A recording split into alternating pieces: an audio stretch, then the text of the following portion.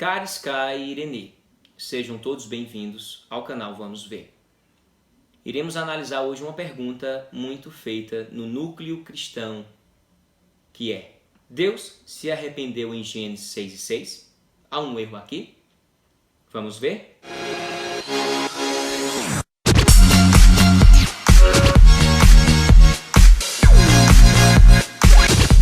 Bem, eu sou o professor Marcos e estou aqui para responder uma pergunta muito ainda questionada. Eu vou ler aqui o artigo produzido para que haja consonância no que eu estou falando para vocês.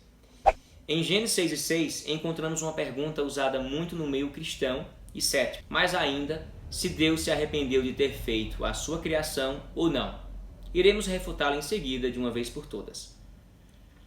Em Gênesis 6:6 nos diz o seguinte, abra sua Bíblia aí, diz assim: Então arrependeu-se o Senhor de haver feito o homem sobre a terra e pesou-lhe em seu coração. Gênesis 6:6. Agora vejamos nos originais. Nos originais aí eu coloquei a tradução em vermelho, azul e verde do que de fato representa essas expressões usadas aí. Arrependeu-se de ter feito o homem e isso lhe pesou o coração. Quantas vezes você já ouviu um irmão a irmão, um pregador, falar que Deus se arrependeu? Eu me cansei de ouvir tanto isso que criei um post exclusivamente para falar se Deus se arrependeu ou não. Ele é bem simples, bem básico, bem autoexplicativo. Então, depois é só chegar lá no site e se você quiser imprimir, tem a opção. Vamos lá. A tradução do versículo, certo? Do versículo completo. E se lamentou, ou seja, se entristeceu, ou seja, ficou magoado no coração dele. Nessa passagem há pelo menos duas figuras de linguagem que serão analisadas. Sem elas, qualquer um poderá entrar em uma pseudo-verdade de interpretação. A falta de preparo, a falta de certos conhecimentos linguísticos torna qualquer leitura em um caminho argumentativo subjetivo e falacioso. Sendo assim, é de suma importância ser vacinado para não contagiar a mente de ninguém, propagando uma exegese herética.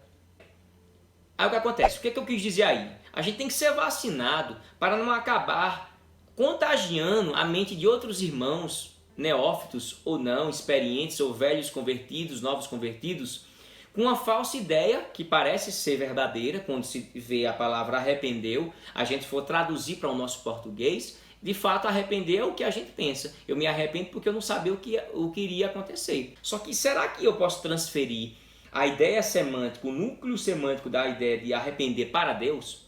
Um ser infinito, um ser perfeito, um ser onipotente, onipresente, onisciente? Não, eu não posso. Eu não posso ler literalmente porque aqui é uma tradução ou versão dos originais. O que acontece é que alguns irmãos pregam conforme o que está aqui de forma literal, não tem conhecimento linguístico, não tem conhecimento de originais e acabam propagando uma ideia errada. Então, em vez de ele extrair o significado da palavra, que é a exegese, eles vão trabalhar com a exegese e não com a exegese, é tirar o sentido. Exegese extrai o significado real daquele termo e exegese coloca. Então, em vez de você tirar o significado, expor o significado, você está colocando o significado em um termo que não é aquilo. Esse é o primeiro erro fundamental, tá bom? E o segundo é propagar essa ideia quando você não se tem conhecimento. Veja só. É o uso figurado linguístico para mostrar desprazer com o que aconteceu. Então, Deus viu o que aconteceu e de fato houve aquele sentimento de tristeza, aquele sentimento que ele se lamentou de ter feito o ser humano. Não que ele se arrependeu, é diferente, tá bom? Então, há sim um erro se interpretarmos que o Criador tenha se arrependido. E lamentavelmente, a gente escuta isso diariamente de alguns irmãos que não tem conhecimento e também outros que não têm conhecimento para orientar, tá bom? E eu recomendo você pedir muita sabedoria a Deus para orientar alguém assim, porque infelizmente dentro das igrejas hoje a gente vê de níveis médios a escalas maiores de funções dentro da igreja, com a crise de inferioridade, um espírito de inferioridade tão grande que se você for orientar alguém que esteja numa escala maior do que você, ele ou ela ficar chateado com você e começar a fazer injustiças pela função que se tem. Eu mesmo não vou pregar uma coisa, eu não vou ensinar uma coisa que eu não tenha conhecimento. Então eu tenho que pregar aquilo que eu sei, que eu conheço e que de fato eu tenho propriedades para falar. Mas infelizmente quando você orienta algumas pessoas, essas pessoas têm crise de inferioridade, é a pior coisa que possa existir. Tá bom? Vamos aprender. O que houve foi o uso de recursos estilísticos para melhor enfatização. Vejamos dois deles, tá bom? Antropomorfismo e antropopatia. O que é antropomorfismo? É a parte concreta ou material. E a antropopatia é a parte abstrata ou imaterial. Ou seja, vem da união de dois vocábulos gregos, antropos, homem, e morphe, forma. Assim, antropomorfismo é quando Deus aparece ou se manifesta para o ser humano em forma humana, ou mesmo em características humanas atribuídas a ele mesmo. Qual foi a atribuição que ele fez aí? Qual a característica humana? O coração. Você pode ver no versículo 6, na parte final. Antropopatia vem da união de dois vocábulos gregos, antropos, homem, e pathos, paixão, sentimento. Assim, antropopatia vem a ser as atribuições de sentimentos e paixões humanas a Deus, visto que Deus é espírito, sendo assim, não possui sentimentos iguais aos humanos. Essa é uma maneira, uma tentativa linguística que o homem tenta usar para aproximar do seu entendimento os sentimentos do Criador Deus. Ou seja, nós tentamos colocar a palavra arrependeu-se para expressar uma ideia parecida com o nosso sentimento, certo? Mas não é, tá bom? Vamos adiante. Quais seriam esses sentimentos? Lamentar, entristecer e magoar. Explicação do porquê Deus antropopaticamente se arrependeu. Que palavra grande, hein? É mesmo, é? No capítulo 1, versículo 31, diz assim: Deus viu tudo o que fizera, e eis que era muito bom. Isto é, ele estava completamente satisfeito com o que tinha acabado de fazer. Já no capítulo 6, versículo 6, é relatado que Deus se arrependeu. Como entender essas mudanças? Vamos ver. O capítulo 1 e 6 vem nos mostrar realidades de tempos e acontecimentos diferentes, pois o primeiro capítulo vem evidenciar os seres humanos na perspectiva do estado original da criação, ou seja, a causa, a ação, a causa. Já o capítulo 6, ou sexto, refere-se à humanidade posterior à queda, ou seja, o efeito, antes do dilúvio. Então Deus ficou muito feliz pelo que criou, porém o pecado levou o Criador, que é santo e sem culpa, a se lamentar, ou seja, a se entristecer. Por isso que usou a palavra arrependeu-se. Levou a ele a se lamentar, a se entristecer pelos efeitos que o pecado fez em sua perfeita criação. Aí a gente pode ler lá Êxodo capítulo 32, versículo 14, Efésios capítulo 4, versículo 30, que sintetiza essa ideia desse sentimento.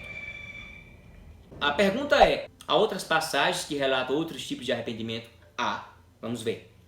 Êxodo 32 e 14 diz assim: Então o Senhor se arrependeu do mal que fizera, que havia de fazer ao seu povo. O termo arrependeu significa mudou de opinião. Essa passagem mostra mais uma aplicação do termo.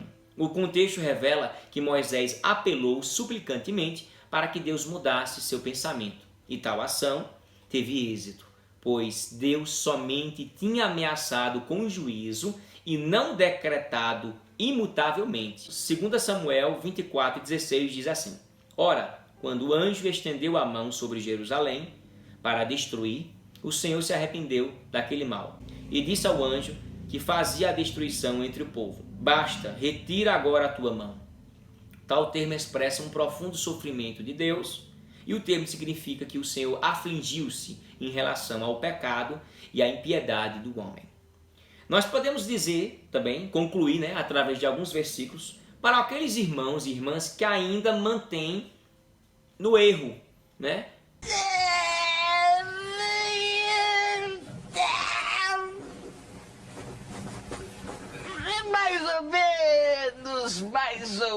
Mais ou menos. É mesmo? Mantém aquele erro de acreditar que Deus se arrependeu. Vamos lá, nos versículos. Não pode se contradizer os versículos. Números 23 e 19 diz assim: Deus não é homem para que minta, nem filho do homem para que se arrependa. Porventura diria ele e não o faria? Ou falaria e não cumpriria? 1 Samuel 15, 29. E também aquele que é a força de Israel não mente nem se arrepende, porquanto não é um homem para que se arrependa. Ezequiel 24 e 14. Eu, Senhor, o disse, viva isso e o farei. Não me tornarei atrás e não pouparei, nem me arrependerei. Conforme os teus caminhos e conforme os teus feitos te julgarão, diz o Senhor Deus. Tiago 1 e 17. Toda boa dádiva e todo dom perfeito vem do alto, descendo do Pai das luzes, em quem não há mudança nem sombra de variação. Espero que esses versículos tenham de fato fomentado a ideia primária de que Deus não se arrepende, Deus não é criança, Deus não é moleque, Deus não é um ser humano limitado, fraco, imperfeito. Espero que esses versículos, esse artigo possa ajudar vocês. Ele é bem simplificado, bem condensado. Espero que ele tenha ajudado. Fiquem na paz do Senhor Jesus Cristo. Até mais.